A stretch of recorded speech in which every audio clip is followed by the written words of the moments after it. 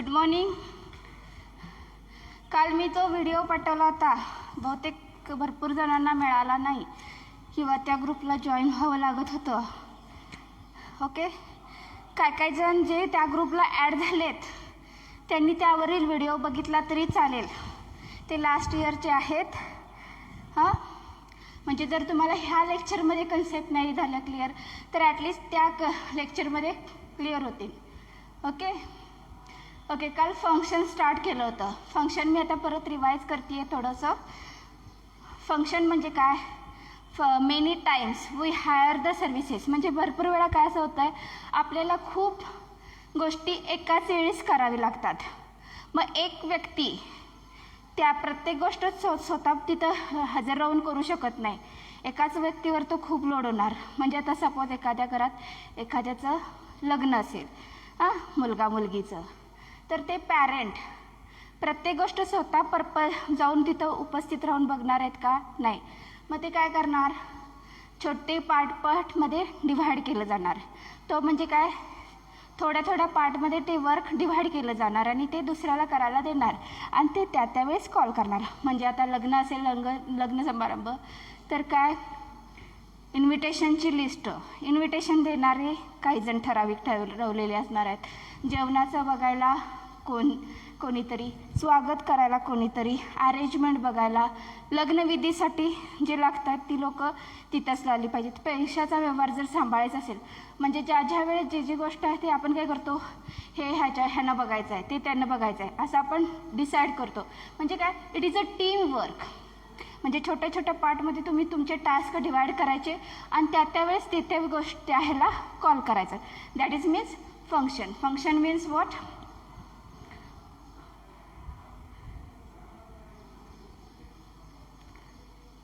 Function is a self contained block of statement.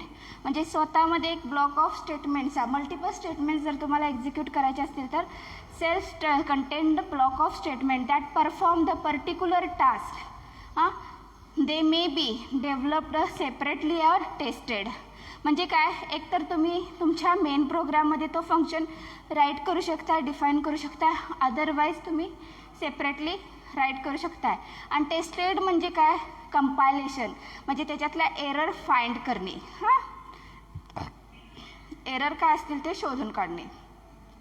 मग ह्याच्यात काय, लायब्ररी फंक्शन्स 2 टाईपचे पडतात आणि युजर डिफाईन. लायब्ररी फंक्शन्स म्हणजे काय, ऑलरेडी जे तुमच्या C++च्या प्री प्रोसेसर फाईलमध्ये डिक्लेअर केलेलं आहे, ज्याचा यूज आता सपोज तुम्हाला मॅथमॅटिकली फंक्शन्स लागतात, बरोबर आहे. Absolute value, power of, square of, ह्या व्हॅल्यू लागतात. मग ह्याचं काय, ऑलरेडी समथिंग मिनिंग आहे त्याला. स्क्वेअर म्हणजे स्क्वेअर ऑफ एखाद्या नंबरचा स्क्वेअर करणे, पॉवर ऑफ दॅट पॉवर काय असेल ते तुम्ही कॅल्क्युलेट करणे. ह्याच्यासाठी तुम्हाला सेपरेट कोड किंवा कॅल्क्युलेशन फॉर्म्युला राईट करायची गरज नाही. ती मेथड तिथं तुम्ही कॉल केला तर ती तिथं लगेच तुम्हाला यूज करायला इझी. त्याला लायब्ररी फंक्शन्स. आता सपोज आपल्या प्रोग्राममध्ये मेन फंक्शन हे काय महत्त्वाचं प्रोग्राम आहे, पण इट इज अ फंक्शन. मी म्हणताना का फंक्शन म्हणते, फंक्शन ऑलवेज राईट काय असेल, फंक्शन नेम,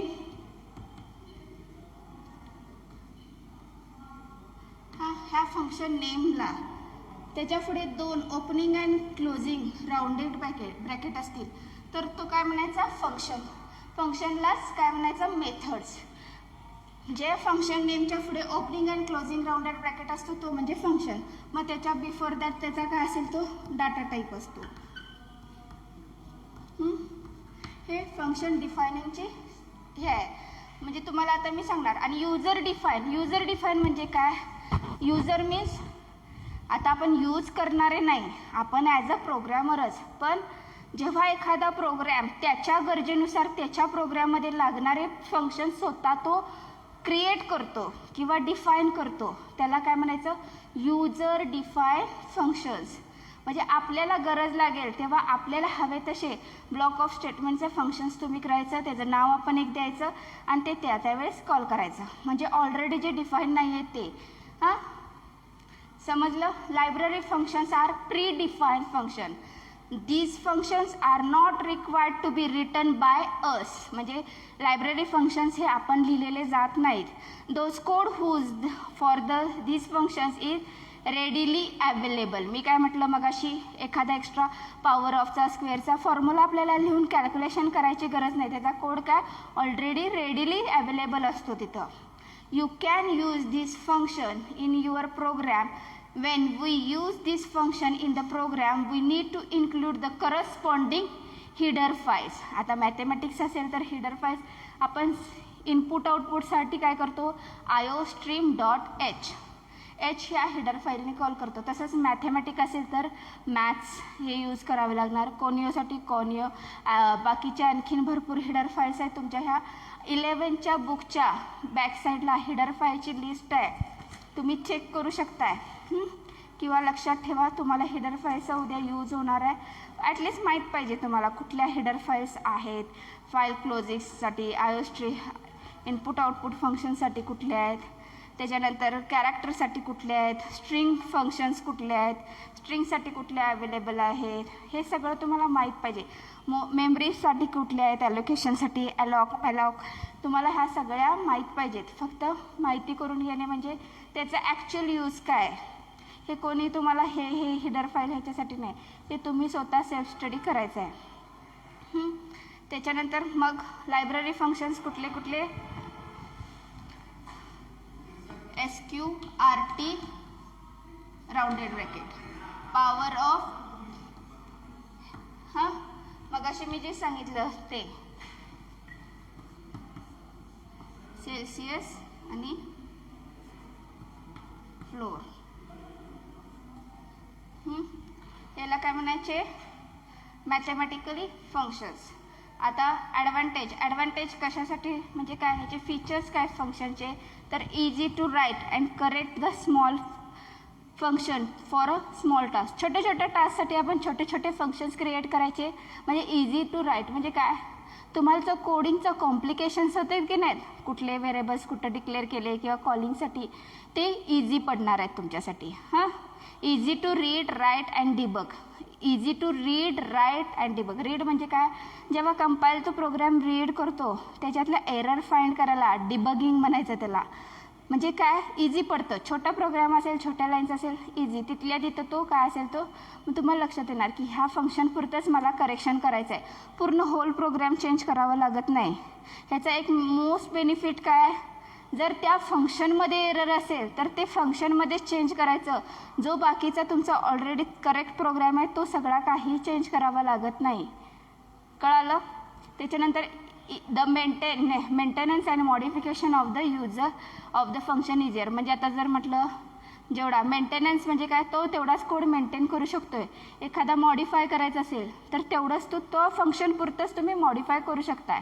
म्हणजे जे मगाशीच्या लास्ट सेंटेन्सला सांगितलं तेच. The length of the source program can be reduced by the using function at the appropriate the place.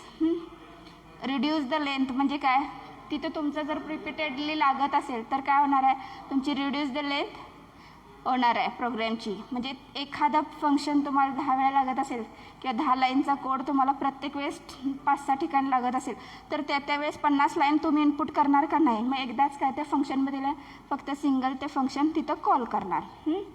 त्याच्यानंतर function once develop may be used by many other programs, so it avoid to rewrite the same code again and again.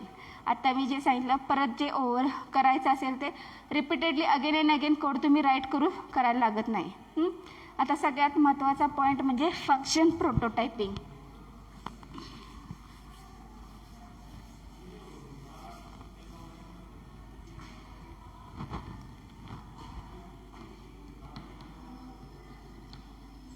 मी एखाद्या व्हिडिओची link जर पाठवली तर त्या लिंकवरच्या कमेंटवर तुम्ही present लिहायची. मला पण कळायला पाहिजे किती जणांनी तो व्ह्यू केला आहे किंवा विजिट केला आहे. काय तुमची प्रेझेंट ही तिथं गृहीत धरली जाणार आहे.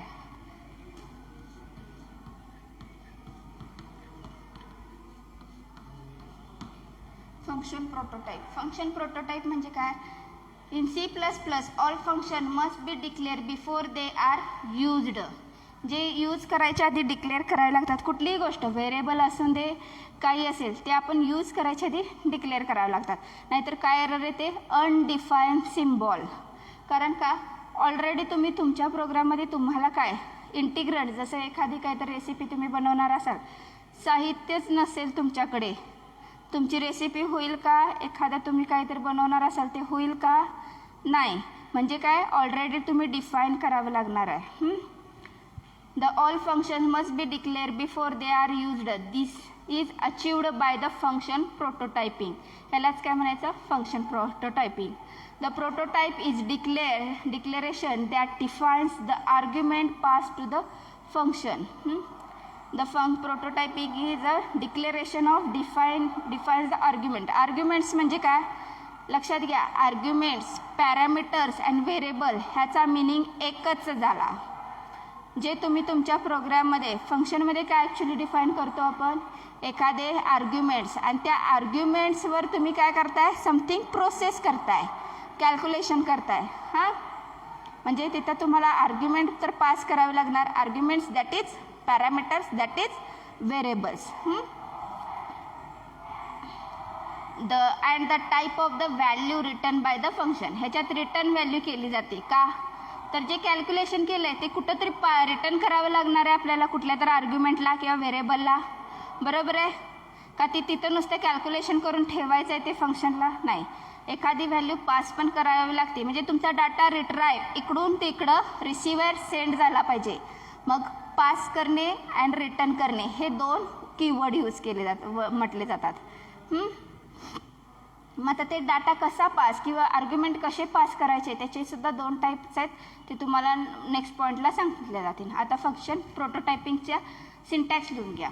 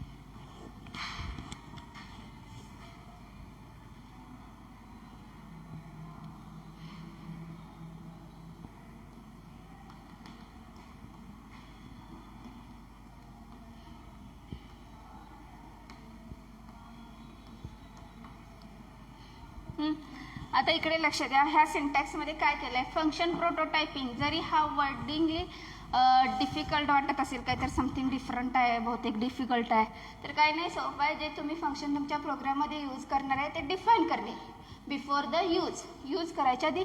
मग त्याच्या पुढे types of the function. Types म्हणजे हिअर डाटा टाईप. जसं आपण void main, void it is a data type, main it is a function name. बरोबर आहे. आणि पुढे काय असेल, आता ह्याच्यात मेन फंक्शनमध्ये आपण आर्ग्युमेंट पास करत नाही, पण जेव्हा तुम्ही युजर डिफाईन फंक्शन असतात त्याच्यात आर्ग्युमेंट्स किंवा व्हेरिएबल्स पास करावे लागतात. मग फंक्शन नेम लिहा, ओपनिंग राऊंडेड ब्रॅकेट, परत type means here data type, त्या आर्ग्युमेंटचा परत काय असेल ते व्हेरिएबलचा, परत डाटा टाईप, आर्ग्युमेंट, असे जेवढे तुमच्या प्रोग्रामला लागणार आहे तेवढे आर्ग्युमेंट. आणि जेव्हा फंक्शन प्रोटोटायपिंग म्हणजे डिफायनिंग असते तर तेव्हा सेमिकोलननी ते स्टेटमेंट क्लोज करायचं, एंड क्लोज करायचं, त्याचा एंड करायचा. त्याला फंक्शन प्रोटोटायपिंग. ह्याचं एक्झाम्पल काय,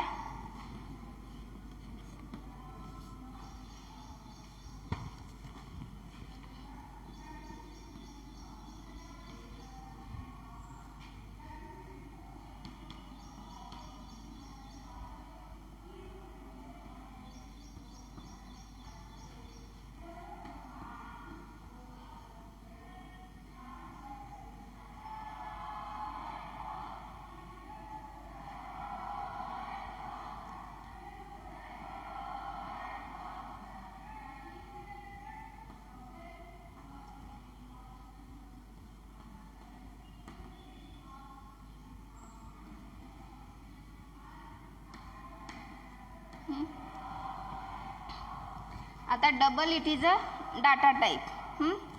Total cost is a function name. It is a data type for the number per. And double it is a data type for price. Price कशी decimal pointing मध्ये असते म्हणून double मध्ये घेतली. हा number हा असेल तो तुम्ही काय केलाय पर आयटम, म्हणजे आता आयटमचे नंबर पॉइंटिंग मध्ये असणार आहेत काय नाही म्हणून इंटिजर नंबर डिफाईन केलाय तिथे. एवढं समजलं. Definition of the function. A function defines the describe how the function compute the value it returns. The function defined consists of the function header return as the same way of the function prototype except that the header does not have the semicolon end.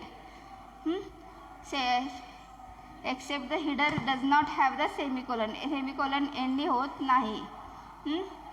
आता ह्याचं काय function डेफिनेशनसाठी कसा actual function define करायचा ते बघा. Syntax लिहून घ्या त्याचा. General form of function definition.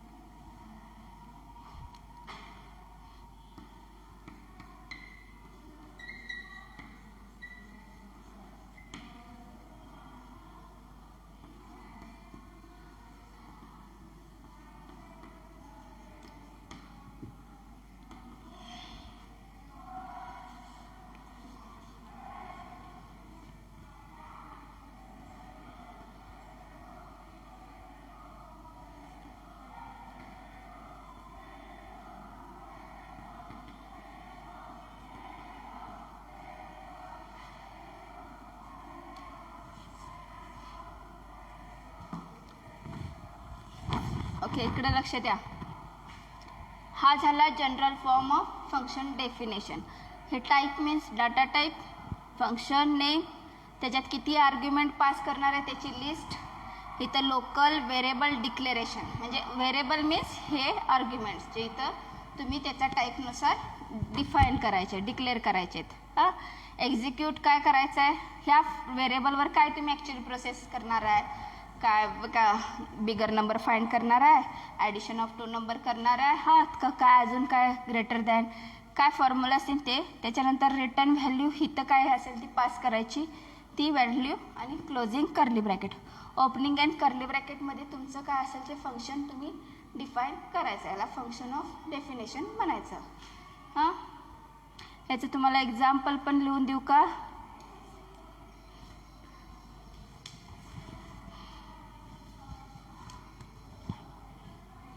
Okay, हे एवढं लिहून झालं का, ह्याच्यातच चेंज करते.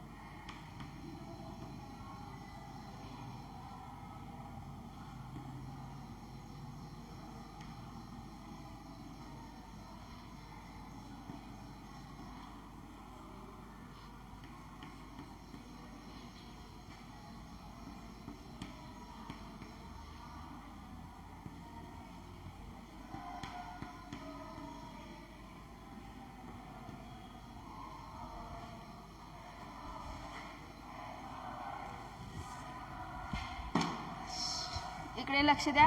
ह्या एक्झाम्पलमध्ये काय केलं आहे, डबल टोटल कॉस्ट आपल्याला फाइंड करायची आहे. त्यामुळे टोटल कॉस्ट नावाचं फंक्शन इथे डिफाईन केलं आहे. त्याच्यात इंट नंबर पर हे केलं आहे, डबल प्राईस पर. हां, म्हणजे डबलमध्ये का, तर हा डेसिमल पॉईंटमध्ये आहे आणि इंटिजरमध्ये काय असेल, किती नंबर आपण आयटम घेतलेले आहे त्याच्यावर. त्याच्यानंतर कॉन्स्टंट हा ही व्हॅल्यू काय राहणार आहे, जेवढ्या वेळा तुम्ही प्रोग्राम रन करणार, कॉन्स्टंट कीवर्ड काय करतो त्यावेळेस ती कॉन्स्टंटच व्हॅल्यू किती, तर टॅक्स रेट किती 0.05 ही काय कॉन्स्टंट टॅक्स रेटची राहणार आहे. त्याच्यानंतर डबल सब टोटल नावाचा फंक्शन व्हेरिएबल डिक्लेअर केला आपण. Sub total is equal to price per into number per, म्हणजे जेवढे काय प्राईस असतील आणि तेवढे प्रोडक्ट, म्हणजे एकाच प्रकारचा तुम्ही काय केला, 4 वस्तू घेतल्या तर तुम्ही त्याला मल्टिप्लाय करताय ना 4नी, तर इथे तसंच होणार आहे. आणि रिटर्न काय असेल ती sub total plus sub total into tax rate. जेवढी काय सब टोटल होईल त्याच्यात sub total plus into tax rate. आता 0.5 ने आहे तो मल्टिप्लाय करून ह्याच्यात काय होणार आहे, तो ॲड होणार आहे परत. म्हणजे आता सपोज 10 इंटू 4 वस्तू आपण 10 रुपयाच्या घेतल्या तर 40 होणार, इथं 40 येणार, 40 येणार इथं, प्लस 40 इंटू नॉट 5.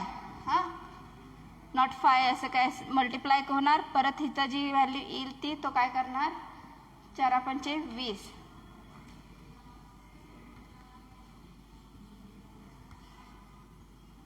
दोन व्हॅल्यू काय करणार 42 आन्सर तुम्हाला येणार तुमचं. म्हणजे GST टॅक्स किती लागला तुम्हाला, 2 रुपीज लागला 40 रुपयेवर. हां, 40 रुपीजवर तो इन्क्लूड होऊन तुम्हाला काय GST तुम्ही डीमार्टमध्ये बिलिंग करायला जाता तेव्हा लागते की नाही, तेव्हा हे असेच होणार आहेत. त्याच्यानंतर कॉल बाय व्हॅल्यू आणि कॉल बाय रेफरन्स हे 2 पॉईंट आहेत. त्याच्यानंतर function overloading. Call by value म्हणजे काय, आता इथं आपण काय केलं, डायरेक्ट रिटर्न व्हॅल्यू केली, इथं कॉल केलं का व्हॅल्यू नाही. म्हणजे काय होतं आहे, एकतर त्या व्हेरिएबलच्या ॲक्च्युअल व्हॅल्यू हां ती कॉल करायला लागते, त्या व्हॅल्यूनुसार त्या फंक्शनमध्ये कॉल बाय व्हॅल्यू करून, किंवा कॉल बाय रेफरन्स म्हणजे तिथला रेफरन्स म्हणजे काय, पॉइंटरची तिथे आवश्यकता आहे. पॉइंटर म्हणजे काय हे तुम्हाला लक्षात येईल. अजून 5 मिनटं आहेत ना, एवढं समजलं. ते व्हिडिओ वाटल्यास बघा तुम्ही, तुम्हाला नाही समजले तर त्याच्यावरचेही महत्त्वाचे आहेत. हां, आजच्या पुरतं एवढं बास का, अजून आहेत 5 मिनटं.